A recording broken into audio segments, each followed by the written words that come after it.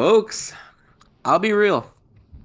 A couple years ago, 5 years ago, 10 years ago, even when Indiana was good under Tom Allen, I never thought Matt and I would be doing a podcast talking about a Rose Bowl title and a trip to the college football playoff semifinals.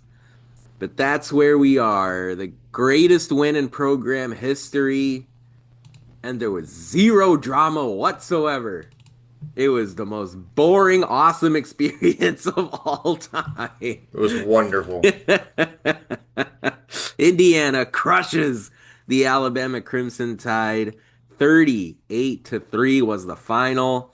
A college football masterclass from Curt Cignetti. Bryant Haynes, Mike Shanahan, and the rest of this football team, the players executing from start to finish. There were a couple pivotal moments in the first half, but once Indiana turned the corner there, it was blowout city. Matt and I have no idea what we're going to talk about in this podcast, folks. Just so you know, it'll We're all just be about the going. Rose Bowl. It'll all be about the Rose Bowl and how great Indiana was on New Year's Day. We'll talk a little bit about Oregon at some point. CFP semifinals, the Peach Bowl, January 9th, primetime ESPN, the second of the two games. Indiana, your number one team in the country, your favorite to win the CFP national title. And for everyone that's still a doubter, take someone else if you want. You're going to waste your money. Folks, we're going to cover this game and so much more here on episode 368, I think, of the Oh Hoosier my Sound, god. where we are the official podcast of Indiana HQ. We're recording this edition of the Hoosier Sound on Friday, January 2nd, 2026. I'm your host, Nithin Krishnan. Here with me is my normal co-host, Matt Lukens. Matt, welcome temporarily back to the United States. Thank you. And this is heaven, man. I mean, 38-3 Certainly in the not Rose West Bowl. Virginia. There are there are that's where my brother is right now. There are two games. There are two games still for Indiana to win. There's still a job to be done, but we cannot overlook how incredible it was to see Indiana cream and crimson at the Rose Bowl crushing the crap out of Kalen DeBoer in Alabama. The floor is yours. I don't know what you want to start with, but the Indiana Hoosiers are a freaking juggernaut. Well, first off, before we get into like the actual nitty gritty of the game, I want to shout out all the fans that made the trip over to Pasadena. One, you lucky sons of guns, you got to see that. But two, I mean that stadium It was came through. seventy It five came through. percent, 80% IU. And I get people have been waiting so long for this, but you guys could have easily just packed it in and spent New Year's at home or whatever. And the fact that everyone was so universally like, yeah, this is our time. Like this is it. This is happening. And I think that actually gave a little bit of belief to the team Oh when yeah. they first came out and saw that. Not that they needed any extra because Sig gets them ready. But like really, I think that the fan support was truly tremendous at the game yesterday. It came through the TV like Big very time. well, I thought. It also helped that every good thing that happened in that game was also IU related. So I mean that also helped. But just an absolute butt kicking from the team. Could not be more proud to be a Hoosier on today's like today. And Yeah. I mean, I mentioned this to Nathan Porter, but we are 2 weeks away from a Purdue fans 9/11, and I am so excited for it. Truly, if we win a college football championship before they win one in basketball, they may never crawl out of whatever corner they exist in. So I mean, we're no, talking about like a top five college football season of all time. all I mean, it's time, yeah, SEC fans 9/11. It's Ohio State Michigan fans 9. Like yep. this is I mean, I'll concede it to 2019 Joe Burrow, Justin Jefferson, Jamar Chase at LSU with Coach O. I'll understand it if you want to have Jim Harbaugh's JJ McCarthy team in there for going undefeated a couple years ago. And I know there are other, Nick Saban, Urban Meyer teams that are in the mix, but 16-0 ain't what, 12 or 13-0? No, it's not. And to go through number one Ohio State, Oregon on the road. I mean, like basically the hardest path you could possibly have to get there. Do it and do it with such style and such class and such pizzazz as well. Like we just beat Alabama at the Rose Bowl and made them look like a pee-wee football team. Yeah. Like I mean, old we Kennesaw, execute. Old Dominion. No, Old Dominion and Kennesaw gave us a harder time than they did. Yeah, it's fair. I watched that. I watched both of those games, start to finish. You're kind of right. Yeah. You're kind of right. We Old Dominion. I was sitting there going, "Oh, we might be in trouble this year for the Old Dominion game," and then they end up being really, really, really good. So, uh, no, I thought. I mean, so many surprises this last couple of weeks. I mean, how good Becker has gotten Ah, is among one of the bigger surprises. But I mean, it really shouldn't be a surprise given who he's practicing against and who he's practicing with every single day and who's coaching him. yep, Right? This yep. this should really not be. And the kid's got talent, so all those things are not really a big deal. I mean, the big plays coming from everybody on the Ah, defense, how the defense stepped up, just like stepping in, replacing Stephen Daly, yep. who goes down, right, and was a big part of this defense before he was injured, in freak style, celebrating the win over Ohio State. I mean, the whole defense just came out, kicked their butt. I mean, we were the more physical, faster, more talented, better, well coached team, and we played Alabama in the Rose Bowl for a chance at the college football semifinals. Yeah, there was no doubt. They left it all on the field, and We're also the first team to ever win a bye game yeah, after the bye week and after the bye week, yep, the 12 team version of the playoff. yeah, Um, just this team is a juggernaut. yep, Now we'll talk about it later. I'm a little bit nervous about Oregon just sure. because it's hard to beat a good team Yeah. twice in one year. You hear everybody say that, but it is actually true. It is hard to beat a good team Sig said twice in it one year. post game yesterday. Yeah, Sig's Cignetti said absolutely it. right. Yeah, classic as But usual. yeah, he's always right. Yep. Google. Yeah. No, Alabama and Oregon, um, Illinois, Iowa, and Oregon. Even the team Indiana faced in October isn't the same Oregon that they are now. They've really taken a step forward here over the last 6 weeks or so.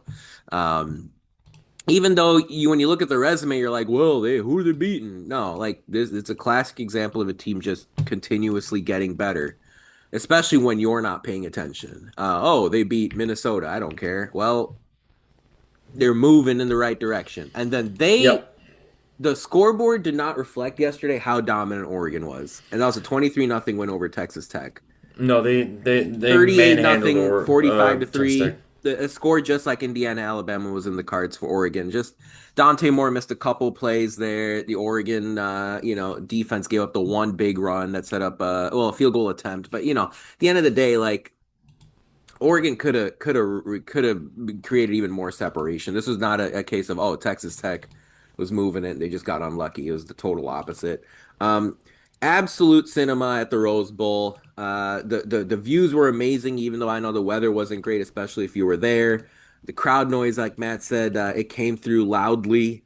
Don Fisher listening to his broadcast at the same time here. I didn't listen to the Oh whole my thing from gosh. start to finish, but he was in top form yesterday with his great calls. I know Indiana football's Twitter account will post their typical Don Fisher with cinematic video clip here, either on the 2nd or the 3rd of January. Let's start with the quarterback, Matt. I think it always has to start with the quarterback, your Heisman Yep. Trophy winner. You and I were talking in our last episode. We really didn't touch on Fernando Mendoza's Heisman Trophy victory. I think for us, that'll be a No. podcast episode in full during the It's off season at some yeah. point, reflecting on the best quarterbacking season in Indiana football history. Clearly, the deserved winner of the Heisman Trophy over all of the other finalists combined. It wasn't Um, close. Lopsided voting total should have been even more. His speech was incredible, and his performance against Alabama was incredible. Two incompletions, two sacks taken, three sacks taken, three touchdowns thrown, no interceptions, no turnovers, effective running the ball. It's these types of games, Matt, where you really see the growth and maturity of a quarterback because sure he didn't throw for 350, sure he didn't have the, insane gaudy fantasy stats, but Right. he was in full command and control of that game as the quarterback, especially after the first drive where he took a couple sacks. Maybe there was some anxiety, some nerves, some fire up, some hype. And then he just after that first drive, it was a perfect clinic in quarterbacking. Um, he spread the ball around like he typically does, short, medium, deep, between the hashes, using the middle of the field, but also using the sidelines. His clock management in that touchdown drive at the end of the first half was perfect to not Yep. only score the touchdown by finding, I think that was the Cooper touchdown on the 1 yard drag route in the back of the end zone, but then to also score without giving Alabama too much time at the end of the first half to answer because Alabama was going to have possession of the football to start the third quarter. Yep. It was an outstanding quarterback game, Matt. You and I were talking about how PFF gave him a 90.3 grade for his performance against Alabama, essentially as close to a perfect game as it gets for a quarterback. Matt, I think at this point in the season, you have to argue whether it's his game against Ohio State, whether it's his game against Alabama. In a Heisman Trophy season, Fernando Mendoza is playing his best play, his best football right now when it matters the most. Wouldn't you agree? Yeah, that was the best game he played in a Hoosier uniform yesterday. I don't think it's close, and the stats don't show it because it's spread out amongst his teammates. But I mean, he overcame some adversity in that game. I mean, our communications weren't working at one point Oh, in that's the right. second quarter, Good call. I forgot right? about that. Yeah. Like, and this team still kept it together for the most part. Didn't look too panicked, and just kind of went about their business, did their thing. I mean, we would have we probably would have scored a touchdown, I think, on that play, given how the rest of the game went. If communication had gone through to him and they didn't run just like, all right, we're just gonna run the ball, right? And so I mean, he's so calm, cool, collected. He's so accurate. He's so unbelievable. And we've had accurate QBs before. Sure. I remember watching Nate Sudfeld play. I Yeah, remember watching last year Curtis Rourke play. of course. And now this year we have from Mendoza. Mendoza puts the ball exactly where it needs to be every single time. Like the perfect illustration of that is that Becker touchdown, where the ball is just perfect, like right That there. that play. Charlie only has to extend his arms perfectly to Yeah. catch that, Yeah. and it's on the right side of his body away Yep. from the DB, like on the Perfect run. blitz pickup, which a lot of Yep. times the quarterback has a say in, hey, we got to slide the line this way, we got to slide the line that way, we got to make sure the Yes. running back knows which guy to pick up so that I have my time to read the field. I don't know. A lot of that is also Bob Bostad. A lot of that is also Curt Cignetti, but a lot of it is the quarterback too. So to your point, a little bit of everything there. He's like the Ohio State game too. It was a 13-10 final. He was Yeah. excellent. He was absolutely fantastic in that game. And again, when the stakes are the highest, he is always at his best. It's funny. I think there's a little bit of a narrative around right now. Like Indiana, just they don't commit mistakes.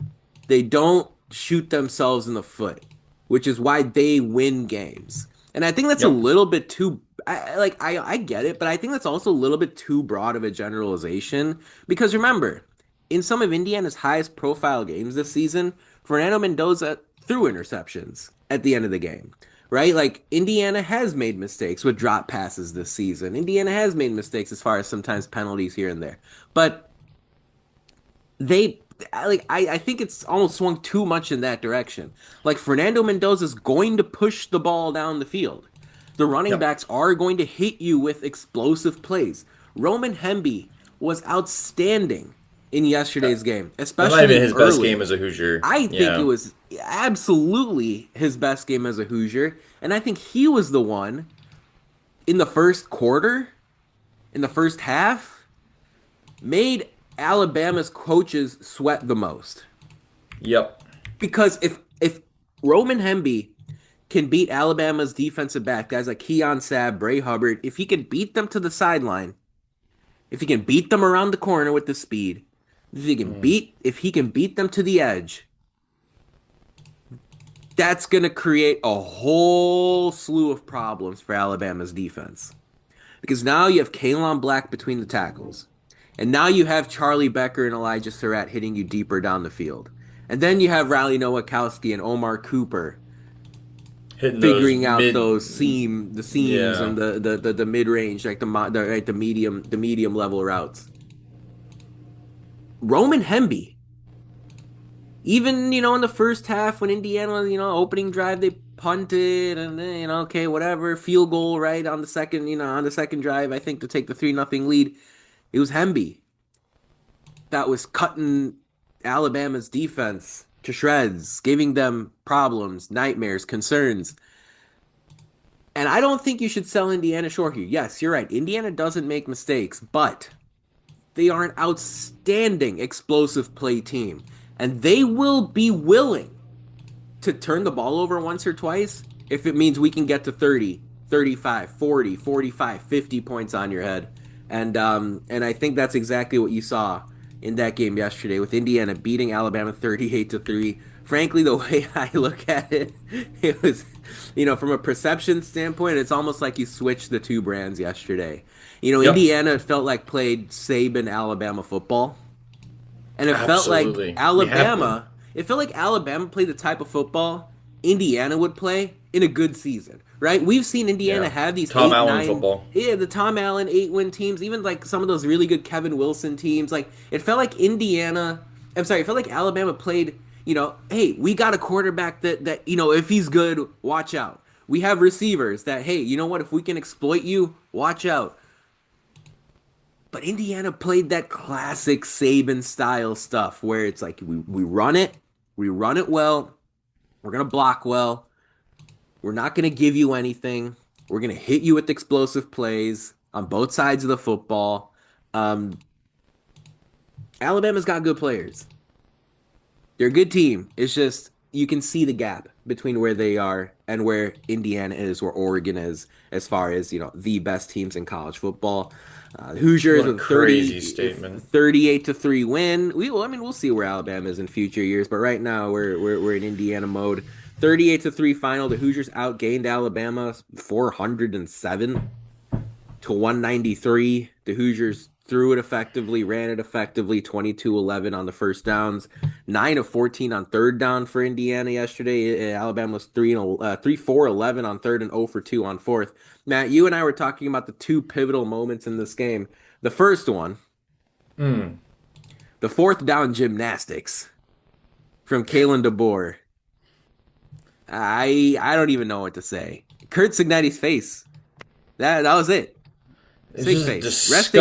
Resting Sig face. That Sig face was just total disgust. Like, why would you do that? Like, you are making a mockery of this game plan I just put together for you. Now I had this 17 play drive for a touchdown setup, and now you're giving us only like 2 plays to score. I mean, come on, man. I need my team to I Oh like man, you could man, see. we needed 4 plays. All right, we needed four. We needed four. Okay, relax. Either know what I'm saying. Like he Sig looked disgusted that he had to like change his initial game plan for that drive because DeBoer is such an idiot. Like that. Sig, he looked like That is what that was. He was embarrassed for the sport. like Yes, legitimately, he was he's like, we're embarrassed for in the the sport. Rose Bowl in Pasadena. And you're going for it on 4th and 2 at your own 35. Like, what are you doing? Also, that play wasn't close. Like, it just wasn't close. It Bones just Jones. was not close at all. Bones Jones making the play, but I mean the defensive line The getting pursuit. penetration Yeah. there. Yeah, like that play never had a chance the minute they hiked the ball, which was incredible. But I mean, defense played great. I still don't think it was the best. Funny enough, I don't think it's the best game the defense played, even though they only gave up 3 points I because this know. Alabama offense is poopy doo doo. Um, you know, I am so surprised that an Alabama team can't run the ball. I'm so surprised there's an Alabama team that has a superstar wide receiver like Ryan Williams from last year and just barely ever uses him. I'm so surprised that an Alabama team didn't go and get a top quarterback in the portal, and they used Ty Simpson for the rest of the whole year. And I know he played well this year, but I still don't think he's the caliber of quarterback Alabama should have. I'm still surprised that Alabama is using our coaching staff from 2020 Yeah. as their head coaching staff, and we have a better head coaching staff than them. Yeah. Assistance, strength. I mean, by the way, yeah, like Dave Ballou is their strength coach. Like he was here in Who's 2020, here? Yeah, 2019, 2020. I mean, and yeah, again, it's not that they're bad. It's just we're accustomed to seeing Alabama with Nick Saban and Kirby Smart. yep. We're talking too much about Alabama, though. This Hoosier team is special. I don't think any. You don't need any.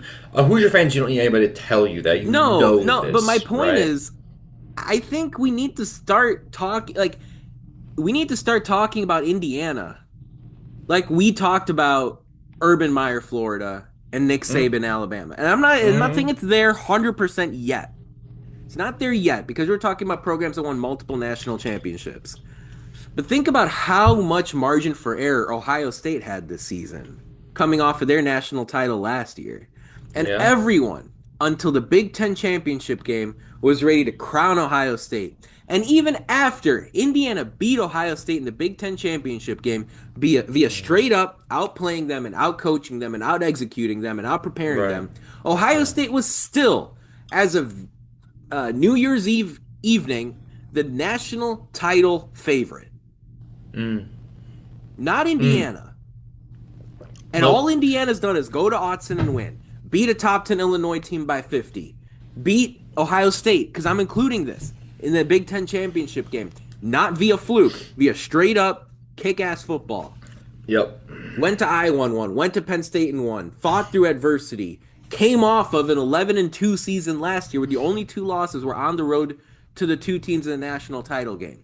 And And until upgraded at every position. and upgrade everywhere. And up until the evening of December 31st, Ohio State was your national title favorite. And that would not happen if the name on the front of the jersey was different. If Indiana even had a freaking, I don't know, what's like a Georgia Tech on the front of their jersey, it would be a different story. If Indiana had, forget it, if Indiana had like an Iowa or a Missouri or a, you know, just you know your mid-tier college football better than I do, but like the name on the front of the jersey is still skewing the perception for so many people out there, and some of you may even be Indiana fans Yep. that aren't quite there. But the reason I think, Matt, you and I have been talking a little bit about Alabama over the last 10 minutes is because this is the team built in the mold of Nick Saban and Kirby Smart and those other outstanding Alabama coordinators with your Derrick Henrys and your Trent Richardsons and your beastly trench players and your awesome DBs and your linebackers and your explosive play hits at wide receiver. I'm not Yep. saying Elijah Surratt is Julio Jones, but it's pretty close, okay? From a team-wide standpoint. There was a stretch of play from the middle of the second quarter to the middle of the third quarter Mm, where I mm, thought Indiana mm. played perfect college football. I think it was a Yep. stretch starting with the D'Angelo Pons forced fumble on Ty Simpson. That was the nail in the coffin for the That was game, the, by the the way. second sort of killer pivotal play because, of course, as as it so happened, after the fumble, Indiana converted that into the touchdown, made it 17-0, got the stop to start the third quarter, and then got going and scored another touchdown. I think that was the Surratt. I think that was that the Surratt one or was it the Kalon? It might have been the Kalon Black one. The Surratt one It was a was, Surratt one. And yeah, and, and, and Indiana took a 10-0 I game, think. made it 24-0 exactly. Yep, confirmed. Yeah, it took a 10-0 game, made it 24-0, and that I don't know. I think Indiana probably had about 20 plays on offense and about 6 to 10 plays on defense there. That was Yeah. college football perfection. That was the type of football that I in the past have associated with Tim Tebow, Urban Meyer, Florida, Nick Saban, you know, just Nick Saban, Alabama, the Jim Harbaugh, Michigan teams with J.J. McCarthy and Mm, Blake yep. Corum and the Yep. great tight ends and linemen and the DBs and the linebackers that they had. Um, Matt, you and I mean, look, the size on the D line, it keeps cracking us up when we watch Indiana play. And I don't want to look, Brian Haynes is my favorite defensive coordinator of all time. Um, you know, how do you think, even when Indiana suffers an injury to Stephen Daly and suffers an injury earlier in the season to Kellen Wyatt, why do you Right. think Bryant Haynes is able to get this much out of this defensive line? There are going to be NFL players on this defensive line, but what makes this group so special? They just work well together and they're disciplined as a unit. Like they're just well coached. That's all it is. Like people are surprised that like they're good because they're so small. Well, they do their job. That's it. They They're just do their job. so That's all. versatile. It's so simple but so complicated. They do exactly what they need to. They hit the gaps they need to. They don't ever make mistakes on a play. They don't ever over pursue. You know, they just do their job. They do their job, and they're quick. That's the other thing is that they might be They're small, but quick and they're they're quick. versatile. They're quick and versatile. All of them can play across the line. It is incredible to watch.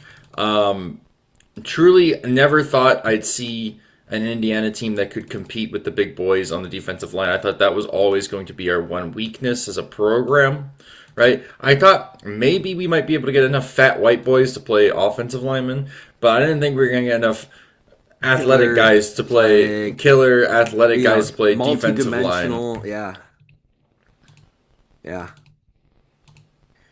And we did. Yeah, it's Buda crazy. Williams, Pat Kuntz as well. The assistant coaches there, the pass rushers, the D line, the defensive line, the defensive tackle coaches, as it relates there. Um, there's no Kellen Wyatt. There's no Stephen Daly. C.J. West is in the NFL. James Carpenter graduated. I Yep, mean, they're so good. They're so good. This entire team. I mean, it's just again, it's a testament to the coaching staff. Again, like they have these guys prepared. Sig just has everything just streamlined for them clearly. Like, yeah, and and the moment's not too big for them, which is very surprising, right? We're it's Indiana. The incredible. moment's supposed to be big for us, right? I mean, even the D line that we have in the Rose Bowl. Okay, I mean the defensive. It's Mario Landino, Yep. right? uh, Tyreek Tucker, JMU guy, Dominique Ratcliffe. Is that Texas State? I think Texas State. With Yep. Dominique Ratcliffe, Camara, JMU guy, Jose Wheeler, Western Kentucky, Hmm.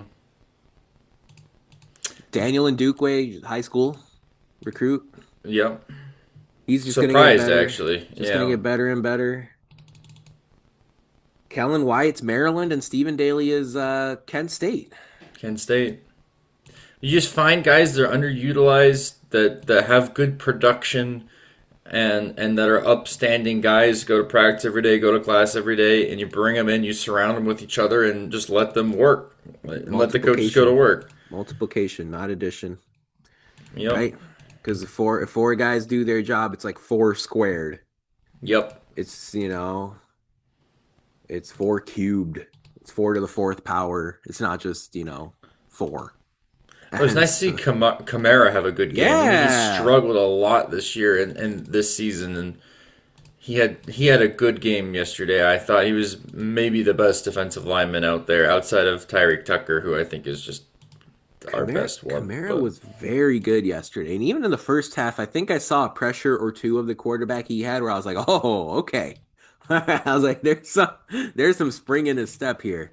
There's a little bit of flash and pop coming out of Mikhail Kamara that and you made the point earlier, it almost gets brushed under the surface because hey, you know what? He's absorbing the attention, he's absorbing the focus and the game plan from the other team, and that makes life easier for everyone else.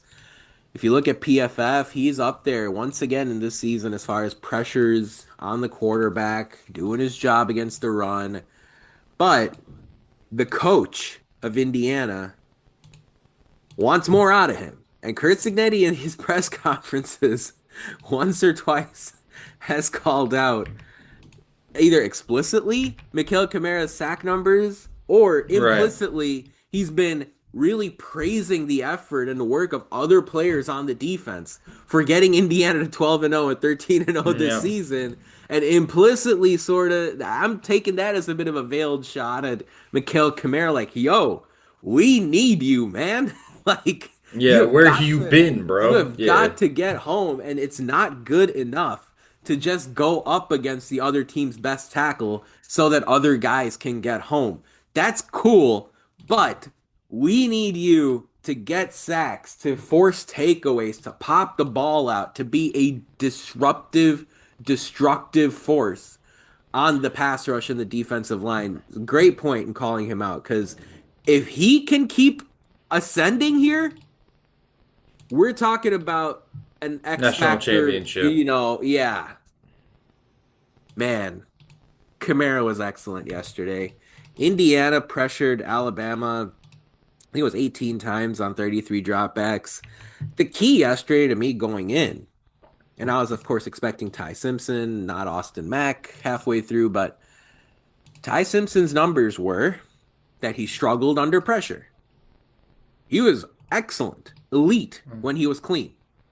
Yep. When he Struggled can under survey the pressure. field and with those wide receivers, he's really good. When he had no time, he just a terrible QB. But he was also good when he was blitzed because when other teams send a blitz, now all of a sudden he's got one less guy to worry about when it comes to throwing to his receivers or throwing to his tight ends or finding the check down.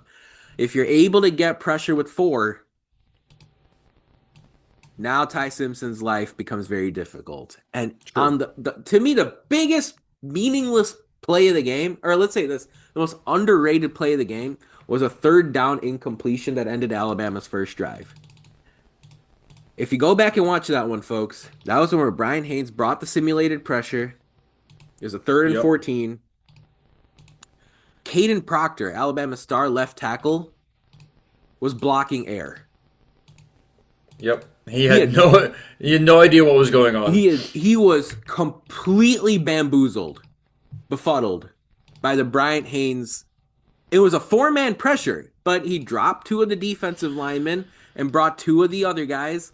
And Ty Simpson sort of rolled out of the pocket, flung it out of bounds, and I think that sort of sent a warning shot to Yeah, it Alabama's was a shot offense. across the bow And right like, there. whoa, like this is not something we've seen out of SEC defenses, especially the ones that we've played. Oklahoma's is pretty good, Georgia's is pretty good, but the type of creativity defensively that Bryant Haynes is throwing out there with his versatile, talented defensive linemen and linebackers that you discussed, Matt, absolutely impressive. And that doesn't include guys like Devin Boykin, who had his best game of the season yesterday.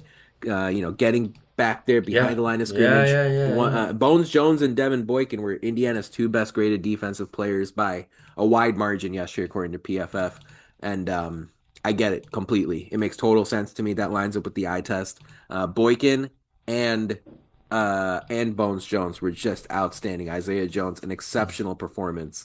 Um, Indiana, 38-3, Rose Bowl champions. We're just gonna keep rambling right on about this Rose Bowl victory in just a sec.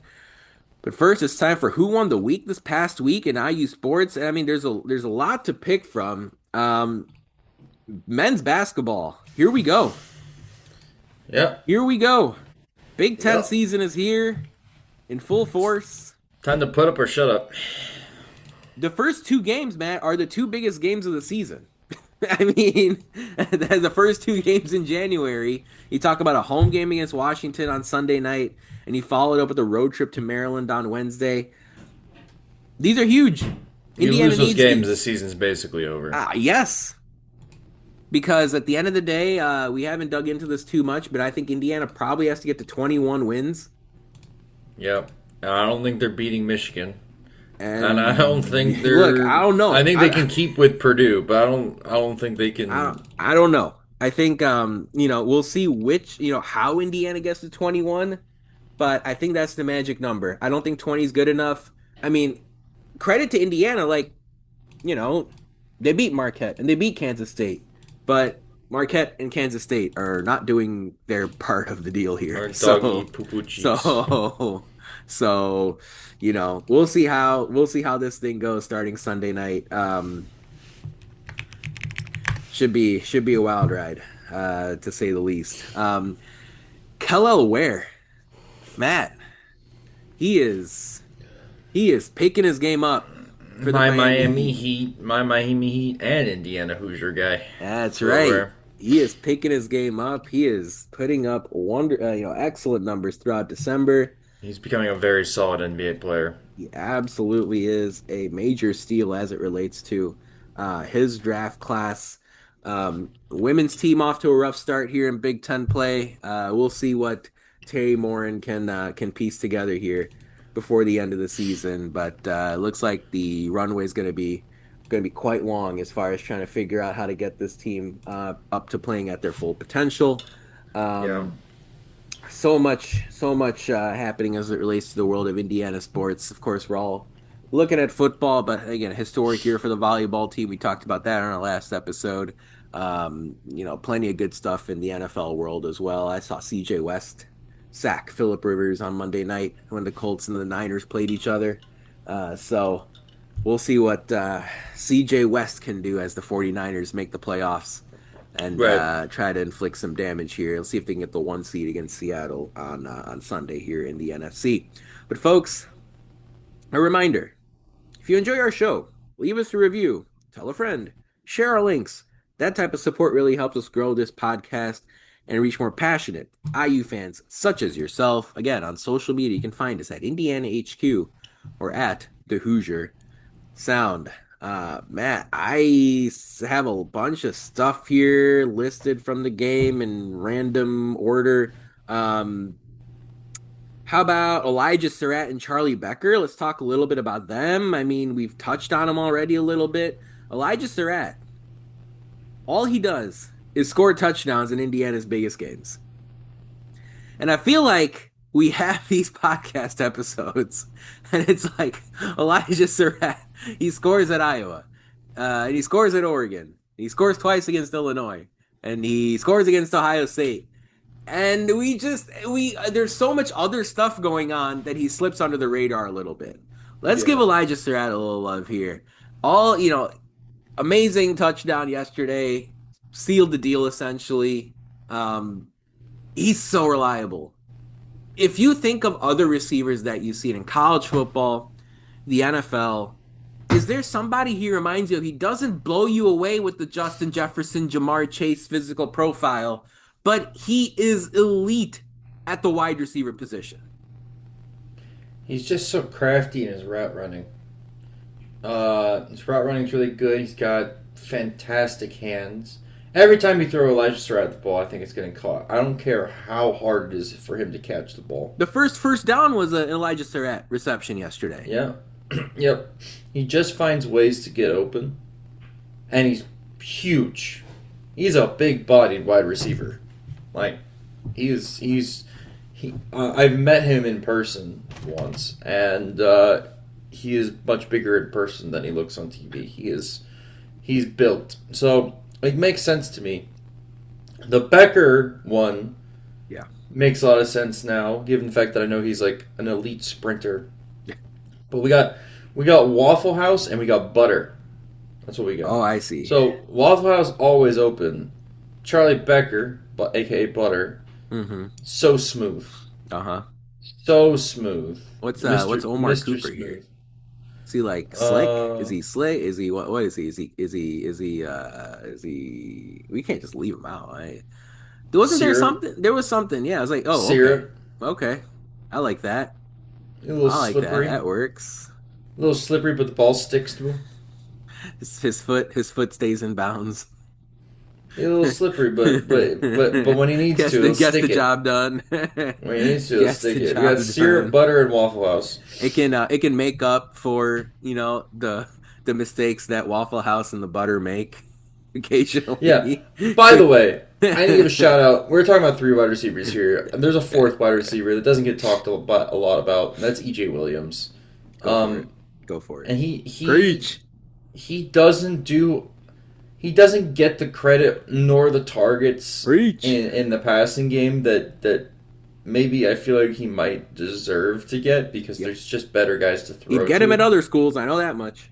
Absolutely. Clemson. But his blocking from the wide receiver position is why the running game is as good as it is. These Yep. wide receivers block like tight ends, right? And so then you have guys out there who are willing to get physical and put their body on the line Yep. for the guy next to them. And EJ Williams epitomizes that mentality through and through. Think Clemson Every could- time you watch him Clemson play, could use him? Clemson could probably use him. I think every team in the country could use a wide receiver like EJ Williams. He's so fundamentally sound at blocking from the wide receiver position. He's so good. He sets instrumental blocks. I think there was a you were talking about. I think it was a Kalon Black Yeah, run. I think maybe? it was one of them in like the first. It was like one of the first big runs of the game. I think it was the Hemby 22 yarder. Hemby 22-yarder, and that was all set up Yep. by an excellent block from EJ Williams, who is an unsung hero on this team. Another unsung hero is Riley Nowakowski, Ah, preach again. who again we brought in and we were talking about him before the NFL season. player. We were like NFL player, but we were talking about him possibly just being a blocking tight end. My God, has he blossomed as a pass catcher on this team? He gets open, he breaks tackles. So good. His field vision is fantastic.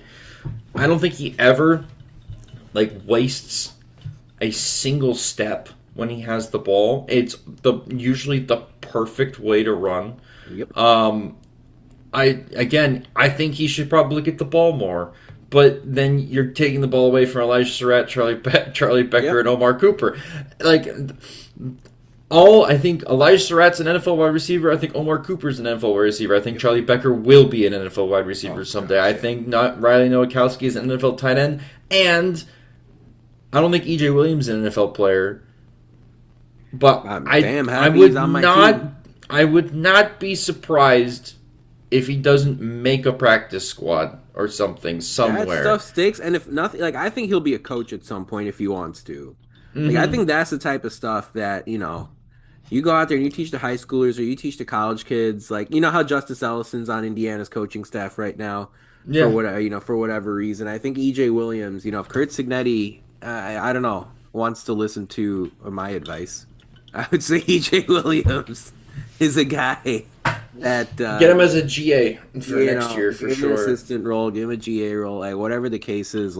He does the stuff. It's just like I don't know. Maybe I'll eat these words in the next couple games, but he doesn't commit offensive pass interference. He doesn't commit illegal man down. Well, he can't be down if he's eligible, but he doesn't commit holding penalties, blocking the backs. I want to give thanks to Jonathan Brady.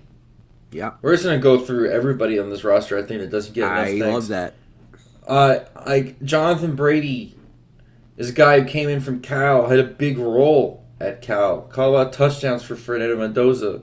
Yep. Doesn't even see the field anymore on offense.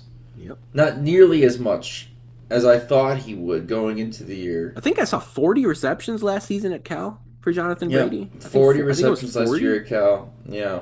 He's 10 this year? Maybe? Yeah, maybe. 5? He had It's the not first that- touchdown of the season, though. I remember that. He did. And So I thought he was Brady, going to be 39 catches and 23 for New Mexico State, 36 catches and 24 for Cal. He's at 14 this year. Mm-hmm. Unsung, doesn't care, does his job. But his play on special teams, he made a couple of really hard catches on punts yesterday. And He almost broke that one return. He almost Up broke the yeah. one return. He does his job very well, and every time he's back there, I think he's making the right decision for the most part. and so he's just such an implemental piece. Nico Radicic, Oh, the kicking, Mitch McCarthy. the kicking on this team is so good. Between the punters and the kickers, like that special teams unit, I don't even worry about them at all. I'm like, oh, we're lining up for a 45-yard field goal. It's gonna go in. Like, I'm not even really worried about it. Like I don't know. I think actually I don't know about 45, but if you can give me a deal where my kicker, okay, he makes 95% of his kicks from inside 40 yards, Mm, I would sign him up today. And I and, mm, and if he misses every kick from 50 plus, I would be fine. I would yeah, take that deal. yeah, absolutely. And Nico Radic is just that guy. He makes 95 plus percent. He missed the one against Ohio State, but inside 40 yards, he is that guy. While we're on He's this a guy. subject, I'd like to give thanks to Jamari Sharp. Yep. D'Angelo Pon's the defensive player of the Rose Bowl. Obviously, he is the superstar defensive back on this team. He's one of the three big superstars on this defense that we highlighted preseason, along with Kamara and Fisher. Jamari Sharp, man, all he does, he's on the field. Yesterday, he's on the field every single play. Pons and Sharp, Pons and Sharp, Pons and Sharp, Yeah. Pons and Sharp, every single snap.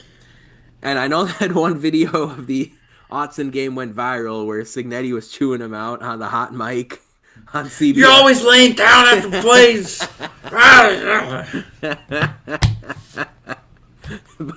And Sharp was a Tom Allen guy, right? I think he was on the 23 team. Yeah, yeah, yeah. He's a Tom Allen guy. Tom Allen guy. We talk a lot about D'Angelo Pons. We talk a lot about Lewis Moore getting those interceptions from the safety position. Devin Boykin and Bones Jones were great yesterday. Aiden Fisher and Kamara are the superstars. I want to give unsung hero shout out to Jamari Sharp.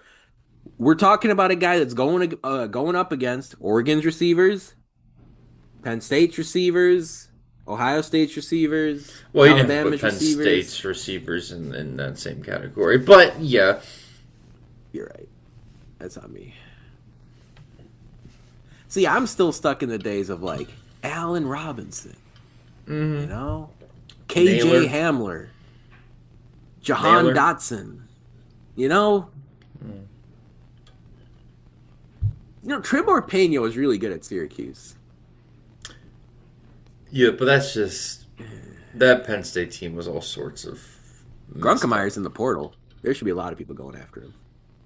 I would go hard after Ethan Grunkemeyer. If he's in the portal, that means Beck is going. He's gonna go there. Penn State. Yeah, he's gonna go there. But all Jamari Sharp does, I mean, we're talking 95+% of the snaps. I mean, I did not expect the opposite corner to be this much of a killer this season. Reliable, effective, great against the run, great against the pass. I mean, Ryan Williams, Jeremy Bernard, Isaiah Horton. Pons can't guard all three of them as much as we want him to. You know what our questions mark going into the year was? Jeremiah Remember? Smith, Carnell Tate. Do you remember D'Angelo what Pons our- can't guard both of them. There you go. Oh, Yeah, can't. anyway. Do you remember? Do you remember what our questions marks about this roster were going into the season? I was It like, was we what? got like It three was great. who plays next to Pons, Who plays next to Fisher and who steps up next to Kamara? and We got three answers guys, to all of three that. stars on this defense. What happens everywhere else? You need 11 people, and all you've had. And I mean, and I'll just keep this going, like unsung hero, Elijah Hardy, unsung hero, Tyreek Tucker, even yesterday, Dominique Ratcliffe and Jose Cliff. Wheeler increased responsibility yesterday, and they stepped up, did their job, responsible, ready to go, didn't play out of their bodies, played within the game, one play at a time, all the stuff that Sig preaches. That was a masterpiece in fast, physical, relentless, smart, disciplined, poised. The entire team carried that out yesterday. Almost every single one of the plays that happened in the Rose Bowl against Alabama. First bowl win in crazy. 35 years. That Just the freaking Rose Bowl. You know what though? That hit me pretty quickly yesterday. Yeah. Of all the stuff, to me, the first two things that hit me were we won the Rose Bowl, not the CFP, not a CFP game. We won the Rose Bowl. That was the first thing that hit me. And the second thing that hit me was we won a bowl. We won a playoff, a postseason game. The CFP stuff was almost like a later on thing. Yeah, that's like that's a cherry on top of the cake. Like cherry on top of the icing. We're in the Final Four. Oh, that's cool. We beat Alabama. Oh, that's nice. Our first SEC win since walking into Forot Field in Columbia, Missouri. That might be my favorite pre-Cignetti win ever. Even more than the Tom Allen stuff in 19 and 20 when Kevin Wilson and no, the you can't beat the Tom Allen Penn State game. I know. I vividly remember myself though watching every play of that Indiana Missouri game. I think D'Angelo Roberts scored the game-winning touchdown at the end. Yep. And I'm like, this is the SEC. What? Now look, I was at people gonna be saying that about the Big Ten now. I was at the game the previous season where Missouri came into Bloomington with Dorial Green Beckham and beat Indiana in Bloomington. Beat the ever living. Yeah, Cody Latimer was great that game. But the following season, we went into Columbia and won. And I'm like, yeah, this is your thing. And then I think Missouri won their division in the SEC or was close to winning their division in the SEC that year. They were close, I think. And I'm like, I remember Mizzou making a trip to the SEC championship. But and so, of course, yesterday is the first SEC win since that one. Of course, Indiana. I mean, to me, like Khalil Benson, Zen Mahalski. Khalil Benson, another Tom Allen guy that left and came back. But then I'm so happy for these Tom Allen guys. Really am. Too. But like Lewis Moore is a sparkling star safety. Khalil Benson's role has diminished as the year has gone on. He hasn't whined. He hasn't complained. Frankly, I think his role's diminished largely because of injuries he suffered midseason. And he was trying to tough it out. And I think other defenses sort of took advantage of that. And I think that sort of swayed the mind of Cignetti and Bostad as far as the rotation's concerned, the depth chart's concerned. But Khalil Benson's on the field yesterday for big plays to get first down. Zen Mahalski, who's been at Ohio State, he's an upperclassman. His role's diminished. He ain't whining. He ain't complaining. He's on the field yesterday for big plays to move the chains. We know Pat Coogan won MVP, but hey, good to see Drew Evans and Bray Lynch back at full strength. Of course, Carter Smith, in the superstar tier as it relates to the most important guys on this team at left tackle. Hand up. Yes. I've always thought Carter Smith was very good. I did not think he was this good. He has improved tremendously from last year, and he was excellent last year. He is, people are talking about him playing guard in the NFL. Look, if you move him to guard in the NFL, whatever team gets him is going to he's going to be the best offensive lineman you have in 4 or 5 years. That's going to be a long NFL career. Yeah. It's weird. It's so weird because Carter Smith's a Tom Allen guy. I almost want to give. Can I give thanks to Tom Allen? Is that possible? Is this possible? I'm in it. I'm fully on board. He had 3 straight 3-9 seasons, and somehow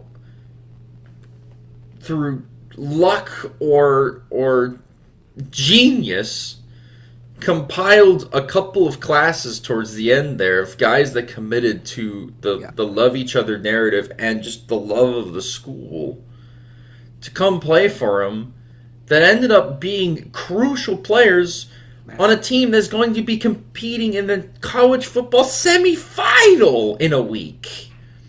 Yep. Right? Yep. Lewis Moore is one of the most important players on the roster. He was a Tom Allen recruit. We talked about Jamari Sharp was a Tom Allen. Bones Jones. Carter Smith. Bray Lynch. Benson, of course, back now in Indiana uniform. Was EJ Williams? EJ Williams was a I transfer think he in was an from Clemson the last initial. year of the Tom Allen I era. think he was an initial Yeah, Tom Allen transfer, yeah. and then Cignetti kept him after Williams re-entered the portal, something like Yeah, he that. rented the portal, and then Cignetti was like, "No, no, no, no, come back. I'll Well, I use don't you." know. Look, or he was like, stop just leaving.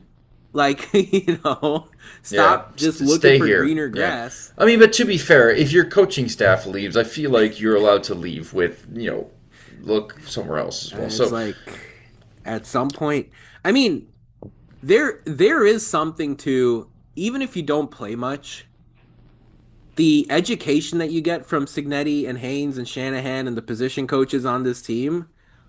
Like, if you ever do get your opportunity, you're going to be so ready to go compared to if you played him. Like, I don't know. I'm sure Donovan McCulley's happy he went to Michigan, but like, is he though? how? I don't know. I don't know how much of a better receiver he is now than he was 2 years ago. He's not. Meanwhile, EJ Williams hasn't played much.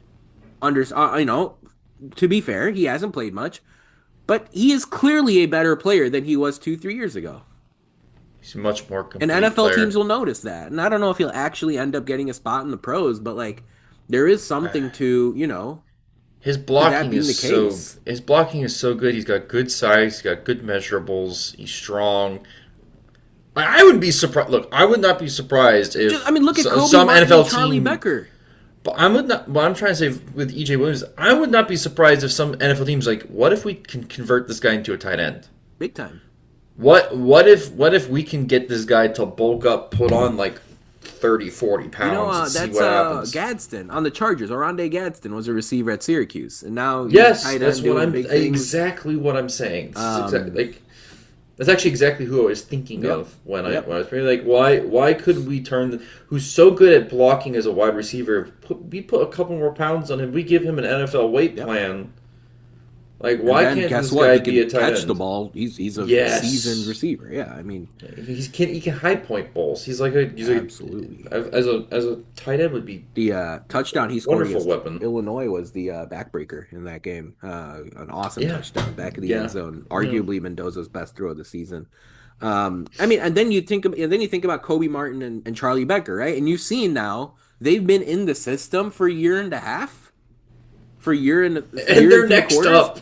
and then I Charlie feel Becker so plays, and then secure Charlie about Becker next plays, year. and it's like, whoa. It's like this is he's a stud. You think Kobe Martin's gonna be ready to? He's next, He's RB1 next year, I'm pretty sure. and if he's sharing time with others, like he's still going to be that splashy, efficient killer running back that you've seen out of Kalen Black and Roman Hemby this season. You saw it at Justice Ellison and Tyson Lawton last season. Like he's just gonna step in. He's gonna be explosive, and he's gonna know how to read the lanes correctly and take it from there. I I'm gotta excited to see sneeze. Lee Beebe next year. I've been waiting to see this guy. I was excited to see him this year. I bet you that's a name an Indiana podcaster has not mentioned this week. His Um, his brother is portaling too, I think, out of yeah. UAB. hmm What position does he play? He's a linebacker, right? I think he's a running back also. Running back I also? thought I saw running back too there, yeah. Beebe, and then Martin, and then maybe you go out and you get like a between the tackles guy or something like that. Yeah. We'll see what the plan is portal wise for Indiana. There are some rumors out there, right? I think the Josh Hoover rumor has been thrown out there. The Nick I would Marsh love rumor. that. Nick Marsh rumor is real, by the way. I have some intel on that. That There was, is, there there's some was heavy consideration between the two parties. Look, all I'm saying is we UAB lose wide Elijah receiver. UAB wide receiver Iverson Hooks is visiting Indiana this week. Yeah. What I'm saying is Elijah Surratt leaves and Omar Cooper leaves, or Omar can come back. Yep. But a wide receiver core of Nick Marsh, Charlie Becker, and Omar Cooper going into next year, and you add Josh Hoover. Amazing. It looks Yeah, for like the non-podcast, for the non-video listeners, I just stared at the camera very sexually. It looks like, by the way, 5 minutes ago, Nick Marsh has set up visits to Indiana and Notre Dame. And Nick Marsh's visit to Indiana is tomorrow, the 3rd. Yeah. I would not be surprised if after the Notre Dame visit he commits. Perfect. Let's just knock out a social media shout out here, Matt, and then give our predictions for the semifinals here. Quick, folks, a reminder if you enjoy our show, once again, leave us a review, tell a friend, share our links. That kind of support really helps us grow this podcast and reach more passionate IU fans such as yourself. On Twitter, Facebook, and YouTube, we are Indiana HQ and the Hoosier Sound. Man, on Instagram, we're not Indiana HQ, but what are we? Indiana dot Yeah, that's HQ. right. I'll put a Rose Bowl picture or two up there that I've gotten from the folks over there on Instagram. So keep an eye out for that. Um, Two semifinals, Matt. Indiana, Oregon, Peach Bowl, Atlanta, Yep. and the other one we've got Ole Miss and Miami. Yeah, the two teams we all expected to be there. Absolutely. And the 10 seed Miami is a 3-point favorite at the Fiesta Bowl in Glendale. 4 teams left: Indiana, Oregon, Miami, Ole Miss. Um, we'll probably now, Matt, have to have another episode talking about the Oregon game. I think That that's game I deserves think another that's the plan. episode. We'll get Yeah. one up like next week with kickoff on Friday night, talking about the X's and O's of Indiana, Oregon. Of course, a lot of you we've seen the matchup before, but as I mentioned, Oregon's a different beast now. Indiana's a different beast now than they were back on October 11th. But we can just dive right into this, Matt. Give me your two semifinal winners here. Indiana's a 4.5 point favorite over Oregon.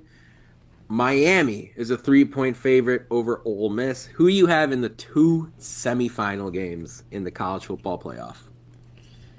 Indiana mollywops Oregon Wow. 40-17. It's not close. None of these college football playoff games are ever that close. I can't even tell you to tap the brakes. I mean, what am I supposed to say? I was telling Nithin before this. I think Indiana's top gear as a team Still is higher coming. than is still It's not coming, here yet. and not I haven't seen them do it, and it's still higher than the ceiling of every other team in this college football Yeah. playoff. I think Oregon is, and especially Dante Moore, is mistake prone. I mean, he still threw picks against Texas Tech. Yeah. He still throws questionable balls every once in a while. And I think There is an elite quarterback in there. I think it might come like next year. if he stays around, Sure. because he's Yeah, gonna be a I top know. 5 pick probably. Yep. But no, I think Indiana is just better all around as a team, and I think got a better coach, which is surprising because I love Dan Lanning. Me too. And I like Kalen DeBoer a lot. I really do. I really do. I think He just Indiana's isn't gonna. Curt Cignetti. It's a long travel for Oregon fans to get to Atlanta. I think that's going to be After another they went Indiana. to Miami. After they went to Miami, this is going to be an Indiana home game. Like this is just Atlanta will be an Indiana, and Atlanta's another place where there's a lot of IU alumni. Yep. So they're going to Easy be going to place that to game get for to, sure. flight-wise. Easy place to get to, so easy. Atlanta's such a hub. Southwest flights from Indianapolis to Atlanta are going to be going crazy. Delta, Um, Southwest, yeah. Anyways, Ole Miss, the Miami, other game, Ole Miss Miami. Fiesta Bowl, Give Arizona. me Ole Miss Yeah. without Lane Kiffin playing with a chip on their shoulder to beat Miami. Um, I Couldn't agree more. I did this Totally for two agree. reasons. I have a rooting interest in Ole Miss because I want to play them and get revenge for the Gator Bowl. Oh, that's right. And the second thing is, I don't want to see this IU team play Miami in Miami for the national championship. It would be a de facto home game for Miami, and none of you would know this because you're not from the state of Florida. Mhm. But Miami fans are there was the troubles between the Dodgers fans and Giants fans. Yeah, yeah, yeah. Miami fans are physically violent towards other fan bases, and I just don't want you guys to be exposed to that. Especially, it's a little bit different if it's a road game because it prices out people who normally would not be able to go tailgating. But I would genuinely be afraid for a lot of the IU fan base if you go travel down to Miami for a Miami home game for the national championship after, everything that fan base has been through over the last 20, 30 years. I think there would be some problems in the parking lot. I don't really want that to happen. So for reasons other than football, am pulling for Ole Miss to win in a close one. Sure. Yeah, and there's a 3 out there. My Ole Miss +3. That's my best bet of the weekend. When you look ahead to the CFP semis, and it's not really a weekend. Ole Miss Miami is Thursday night, and then Indiana Oregon is Friday night. Along those lines, from a football standpoint, I think Ole Miss is not as good as the trenches, but better everywhere else than Miami. So I don't quite understand them being a 3-point underdog in this game. I think Trinidad Chambliss is a much better college quarterback than Carson Beck, like by a lot. Yep. I think by a lot. I think Trinidad Chambliss, it might be an NFL QB. Yeah. And look, I don't know, but yesterday, Chambliss was unbelievable against Georgia. That was the best game I've ever seen him play. I've watched a couple Ole Miss games this year. That was an outstanding quarterback performance by Chambliss. Yeah. When you also include the fact there was a lot of in-game adversity that Ole Miss had to go through there, he was exceptional. And again, as you saw, he got across the finish line with the victory against Georgia. I think we're very lucky that the Heisman Trophy isn't after the season because that was as much of a Heisman moment from him as everything. I level everything 100%. From him. Yeah. 100%. And then the other thing to me, like for non-football reasons, I think it's good for Ole Miss to win after Lane Kiffin threw them under the bus. Like I think it's good for Ole Miss. Like just for the sanctity Lane Kiffin's of just slowly getting rules lowered down into a casket. I'm sure he'll win games at LSU, but yesterday I found the contrast really funny to see him walking out of the LSU basketball tunnel with Kim Mulkey at the same time as Ole Miss is winning a CFP game without him. And I think that's good. I don't think we should support or endorse college football coaches abandoning their teams during a playoff season. No, sorry if that's controversial. We should tar and feather him for doing so. And then to me, the equivalent of that is Ole Miss winning, and then LSU struggling to get to 10, 11 wins next season. I hope Ole Miss beats Miami. I hope it happens. I don't think they should be a 3-point underdog. Yeah. I don't think they should be a 3-point underdog. I think you're going to see Ole Miss fans make the trip. And then, like you said, for purposes of Indiana, I think they're going to beat Oregon. I don't think it's going to be about 23. We'll talk more about the matchup next week. Ole Miss fans are good people. All the Ole Miss fans I know are nice people. I want to see an Indiana Ole Miss national championship. The prices won't be crazy. It'll be it won't be a road game for Indiana. So for all those reasons, that'll be tough for IU fans to get those tickets just because Mississippi's not that far of a drive from Miami. But yep. Exactly. Any final thoughts here, Matt? January 2nd, the afternoon of January 2nd. The afternoon, January 2026. By the way, Happy New Year, everybody, and happy holidays to everybody from our previous episodes. Speaking of holidays, I know it's past Thanksgiving, but I don't have enough thanks in my body for this football team, and for this coaching staff, and for Scott Dolson making the right hire when he did, and I'm not gonna bring up politics on this podcast, but Pam Whitten has done a magical stuff for this football program, and that's all. I'm just gonna leave that there. Yep. Really, truly, just an absolute pleasure, honor, and joy to watch this program blossom in the way that it has. Um, I'll mention something later on after the season's over about what my preseason expectations for this team was and what I think is an acceptable season from this team. I think they've blown it completely out of the water. Yep. I would actually love to do an episode with you where we go over our preseason predictions Yeah. and kind of just roast ourselves because I'm pretty sure I said we were going 9-3. Yeah. I mean, you absolutely yes. I like that idea. It's okay. We can take a piss I out of like that ourselves idea. every I once like in a that while. idea. That's fine. I actually liked knocking myself down a peg every once in a while. I got a big mouth. I talk a lot. Yeah. Sometimes I just ramble, but sometimes I need to be checked and put in my place. And this might be one of those times I need to do it to myself. But Good idea. and then, by the way, shout out to all of you guys listening. Yeah. Big Really, time. seriously, I know you all enjoy this as much as we do. We love you.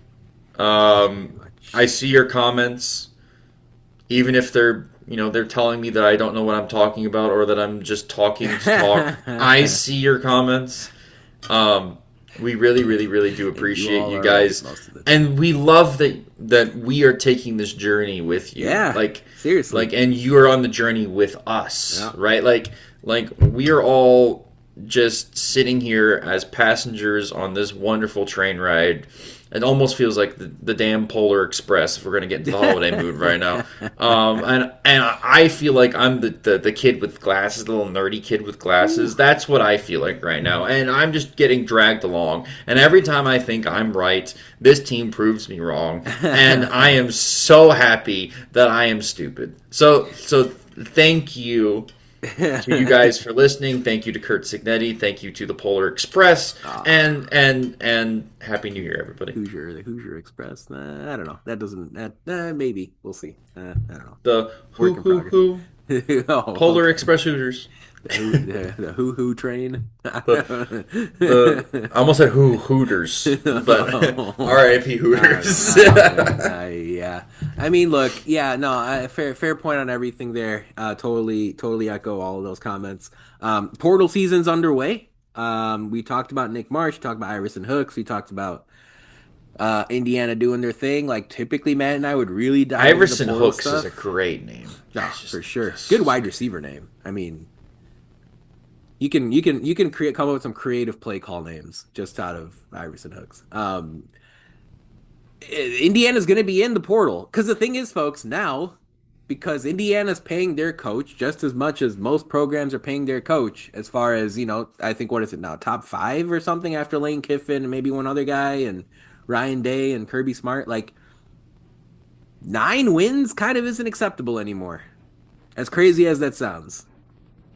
So No. Indiana is going to be very much involved in portal season. Can't wait to see what the move is at quarterback. Is it going to be Josh Hoover? Those are some rumors. Is it going to be Alberto Mendoza? Is it going to be somebody else that we're not even talking about? Sam Levitt, is he in the cards from Arizona State? There's a lot to think about there. So we'll try to fit in portal stuff here across the month of January. But of course, we have a semifinal and a final, ideally, to talk about. Looking for it's going to be Indiana versus Notre Dame for Nick Marsh. So I could see him fitting in both schools. So we'll see what Cignetti Guys, I'm telling you, he's a Hoosier. You guys just don't know it yet, but he's a Hoosier. But like not a Notre Dame Hoosier, like a your jersey Hoosier that you're wearing. Yeah, like he's going to be suiting up in cream and crimson next year, guys. Like this is what I'm telling you. Okay, all right. Of course, how can Indiana? I'm really going to be paying attention to how Indiana enforces and supplements and builds up through the trenches once again, because there are some guys that are going to be moving on. So O-line, D-line, what's the plan for Indiana? Will be. I think this is my podcaster in me, Yeah. but I'm almost as excited to see what the portal editions are as I am for the next game, Well, which is because ridiculous the guys because it's we the college add- football semifinal against Oregon. But like I also we have room for both. We got room for both. I love getting new players and adding new pieces and getting excited again for the next season. It's like a drug, Well, honestly. because that's gonna be 16 more games next season, right? 17. We're gonna be the first team. 16. Oh, let's go. We'll get a first round bye, I guess. I was trying to explain to my dad yesterday. By the way, this is side tangent, but I was trying to explain to my dad yesterday that 17-0 is technically possible. Yes, it is.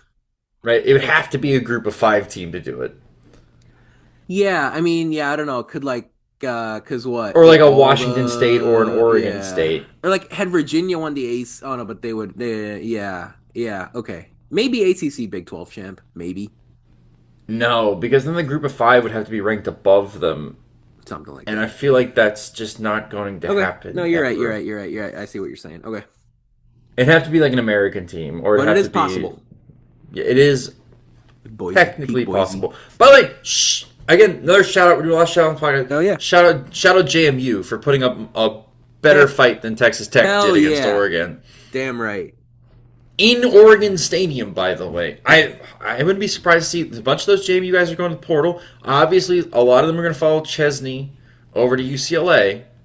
But I would not be surprised to Yeah. see a couple more JMU transfers to IU. That would not Hey, be the most surprising thing to me. West Virginia Twitter should follow in the footsteps of JMU Twitter, and I They think should. everything would be. I think they can learn a JMU thing or Twitter's two. awesome.